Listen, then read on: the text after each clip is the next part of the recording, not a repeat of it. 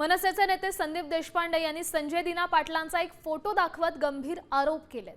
संजय दिना पाटलांसोबत फोटोमध्ये दिसणारी व्यक्ती कोण आहे, त्याचा गुन्हेगारीशी काही संबंध आहे का, असा सवाल त्यांनी उपस्थित केलाय।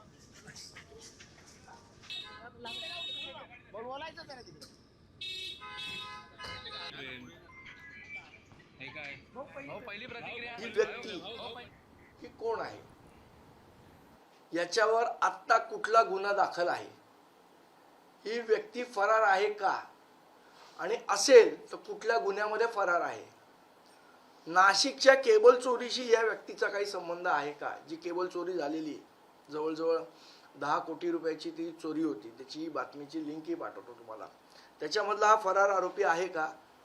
मी उत्तर देणार नाही, याचं उत्तर हे पोलिसांनी द्यावं। आणि मग असे लोक जर खरोखर असतील तर ते खासदारांबरोबर काय करताय।